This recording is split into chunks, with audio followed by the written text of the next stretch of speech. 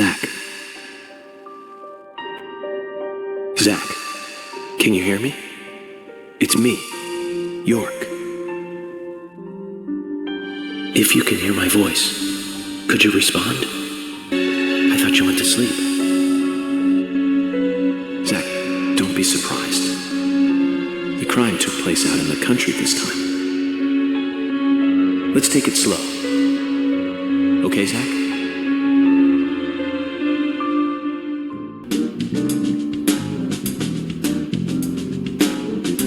The victim's name was Anna Graham. Age 18, she just recently graduated from high school this year. Her dream was to move out to the city and become a model. But for the time being, she was working in the A&G diner here in town. She lived with her mother, Sally. Anna's father died in an accident in the lumber mill when she was a child. Her mother is unemployed and lives on the insurance money from her husband's accident. After all, it's a small town with a low cost of living. Financially, they seem to get by fine, and they led normal lives. A normal life is exactly what a curious teenager doesn't want. It's all starting to make sense, Zach.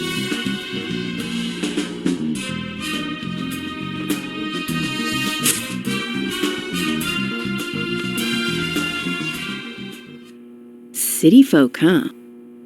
No, I take that back. All of them can't be as bad as him, and some should have better manners. This is a good biscuit. I've never tasted a biscuit this delicious. Where in town can I get these? Well, actually, I baked them myself. That's amazing. What are you doing in law enforcement? I'm very particular about biscuits, I'll have you know. The balance of milk and butter you've achieved here. Oh, my. Agent Morgan, the autopsy's ready. You are welcome to accompany me to the Greenvale General Hospital. Emily, you come too. Thomas, stay here and tidy up these files. The Greenvale General Hospital is down the road by the lake. It's too far to walk. Come on, get in the car. If I'm riding in a car, George, I prefer to be the driver. Can you provide a car for me? What are you talking about? You don't even know how to get there. Which is another good reason for me to drive, George. I need to learn my way around town. Oh, man. Very well. Then I'll ride with you. I want to keep an eye on you. Fair enough. Just one thing, Agent Morgan. Your involvement in this case is limited. That means you don't have to learn your way around town.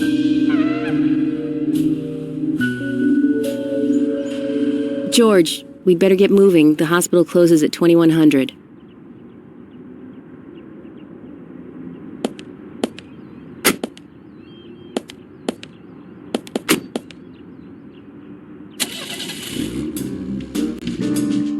Agent Morgan, get us there quickly, but drive within the speed limit. Just because you have a badge doesn't mean you can drive like a maniac. George, what are you, his mother? We just need to get the autopsy results. Agent York isn't accustomed to the town yet. Give him a little slack.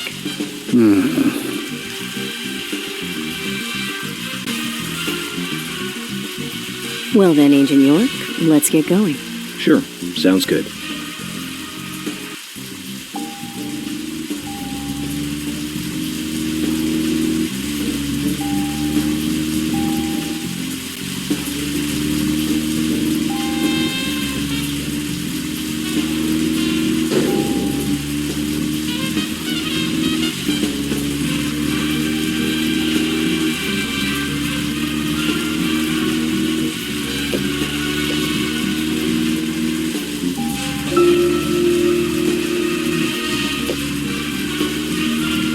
Agent Morgan, I can't help noticing you prefer to work alone.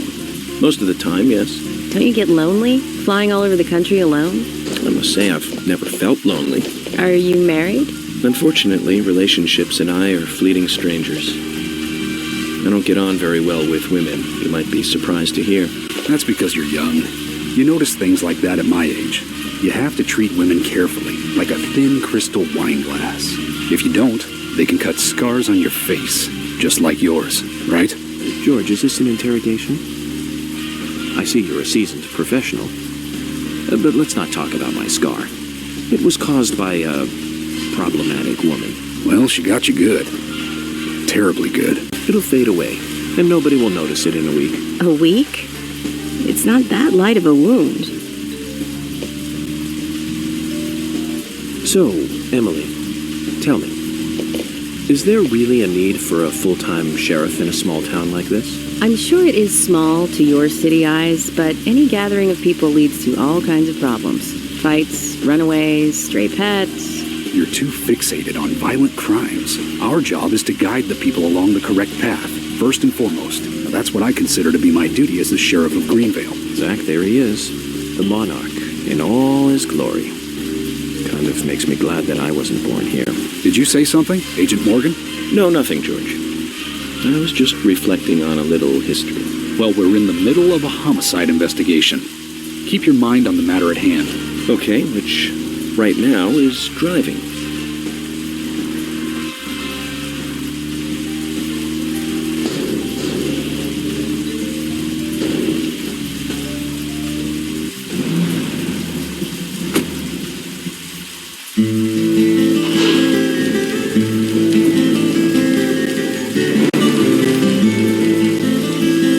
It's a pretty big hospital. I guess they wanted to be ready for a town-wide food poisoning? No, it's another leftover from the town's prosperous slumber days.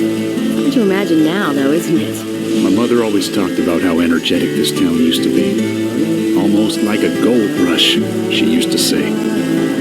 Impressive. But the hotter the fever, the faster it cools. And so now there's hardly anyone left to use this place. It pains me to watch my hometown lose so many citizens. Beyond your understanding, I'm sure. Yes, I'm sorry to say that it is. Indeed. That's why this case is our problem. There really isn't any need for you to get too involved.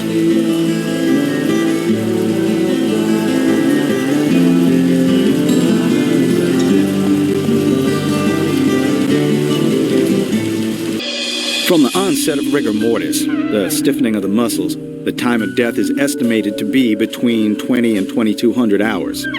That's still quite early for such a crime to take place.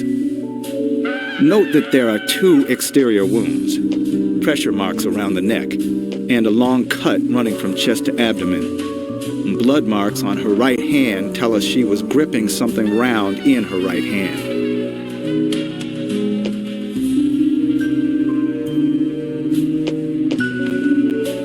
Her skull is also fractured, but that is unrelated to the cause of death. It probably happened to her after she was killed.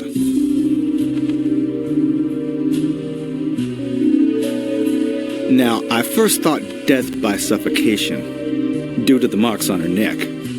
But after further investigation, I now have a different conclusion. The direct cause of death was loss of blood from the wound.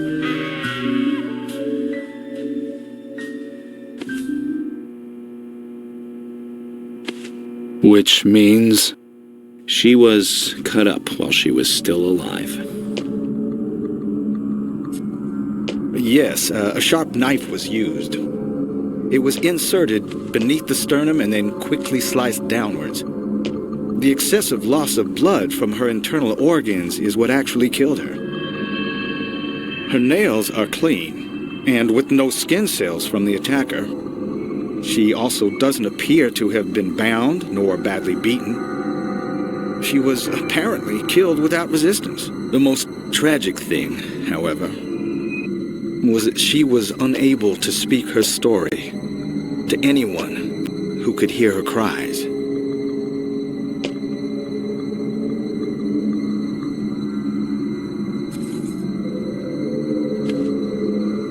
The perpetrator cut out Anna's tongue. Well, I believe she was drugged first to phase her consciousness, and then the killer killed her. Now, the killer most likely has a deep, traumatized past concerning women.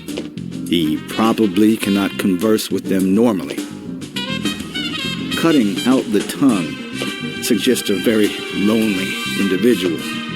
Either that or a truly hardcore sadist. He must get off on watching women suffer, especially when they can't answer back. He watched as the blood pumped from her body, as she gradually grew cold. A case in Seattle in 1985 was much like... Usha, please, limit your report to your findings as a doctor. Criminal profiling is my job.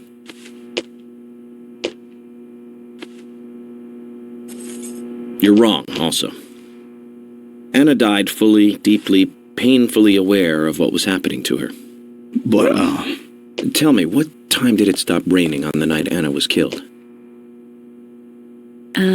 Just before I went to bed, right after the movie on TV ended, so around 1 a.m.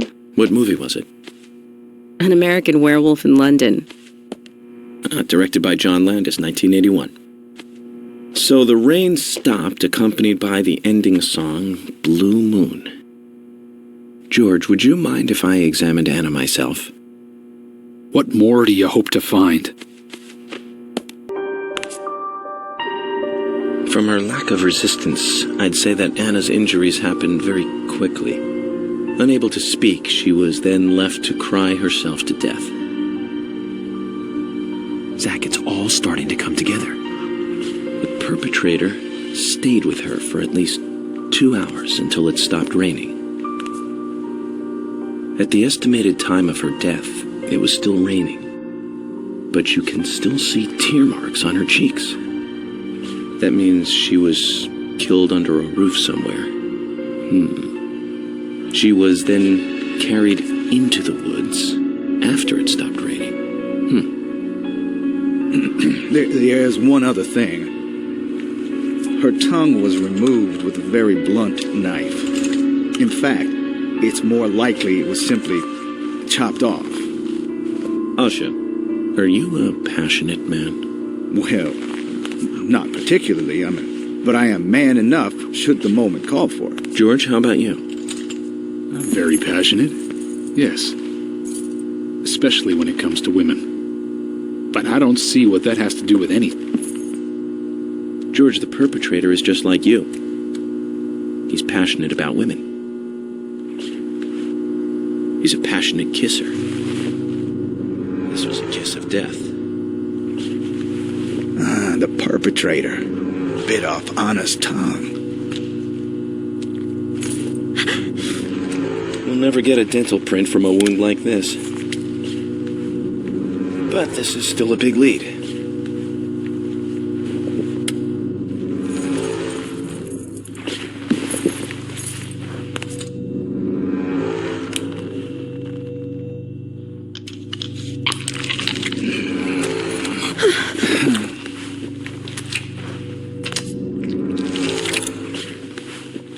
Jackpot, Zach. A shame, but our old-time all-American sightseeing tour just came to an end. This case is now under the jurisdiction of the FBI. I'm assuming command. I'll need you to assist me in the investigation. What in the hell do you mean, Agent Morgan? I know I said I was passionate, but you can't think I did this.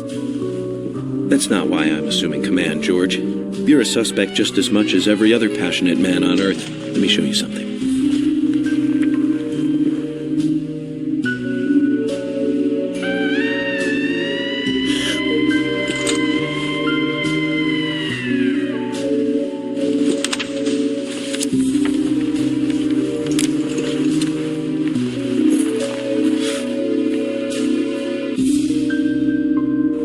There you go. Amazing, huh? I'm sure you have a lot of questions, but most of the details are top secret. Oh. George, Emily, we should be going. No need to stay here any longer. Okay. I have to sign the release. Just give me a moment. Very well. I'll go on ahead. I can't take it any longer down here.